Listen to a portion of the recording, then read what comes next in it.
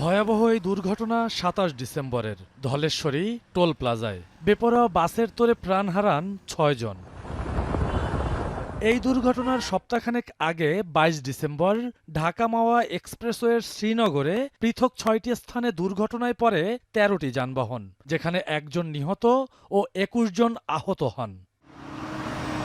মাওয়া এক্সপ্রেসওয়েতে শনির দশা কাটছেই না।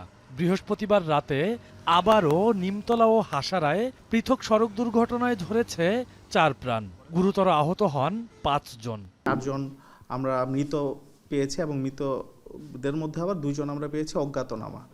ওই অজ্ঞাতনামা ২ জন এটা হাসারা থানা পুলিশ বডি নিয়ে গেছে, আর বাকি যে ২ জন তাদের আত্মীয় স্বজনের কাছে আমরা লাশ বুঝিয়ে দিয়েছি, আর বাকি ৫ জন যারা ছিল তাদের আমরা চিকিৎসা দিয়ে ছেড়ে দিয়েছি।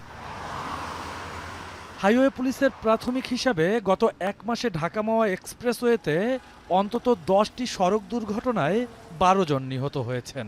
আহত হয়েছে ৩০ জনের বেশি। কুয়াশা, অতিরিক্ত গতি এবং পথচারীদের স্বেচ্ছাচারী মনোভাবের কারণে দুর্ঘটনা বাড়ছে বলে মন্তব্য হাইওয়ে পুলিশের।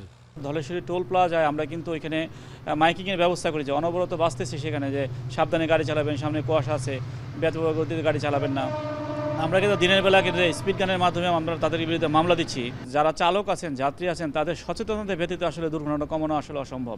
এদিকে চালকের অদক্ষতা এবং সড়কে কর্তৃপক্ষের উদাসীনতাকে দুর্ঘটনার অন্যতম কারণ বললেন যোগাযোগ বিশেষজ্ঞ কাজী সাইফুন নেওয়াজ।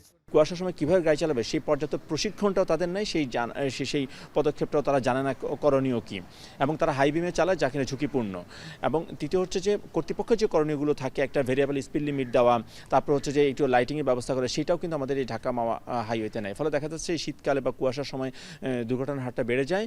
এবং শুধু তাই না, টোল প্লাজাগুলোতে অন্যান্য যে লোকেশনগুলো রয়েছে যেখানে আসলে মানে গতি কমানোর ব্যবস্থা থাকার প্রয়োজন, সেখানেও যখন আপনার পর্যাপ্ত সাইন মার্কিং বা গতি কমানোর ব্যবস্থা থাকে না, তখন দেখা যাচ্ছে ওই জায়গাগুলোতে দুর্ঘটনা ঘটে যায়। একই সাথে দুর্ঘটনা রোধে কুয়াশার এই সময়ে নিয়ন্ত্রণ বজায় রেখে গাড়ি চালানো, সড়কবাতি অনুসরণ ও হাইওয়ে পুলিশের তৎপরতা বাড়ানোর পরামর্শ বিশেষজ্ঞদের। রকিবুল রাহাত, এখন, ঢাকা। একনল হ্যান্ড ওয়াশ 100% প্যারাবেন ফ্রি, তাই নিরাপদ হাতের জন্য আস্থা রাখুন একনলে।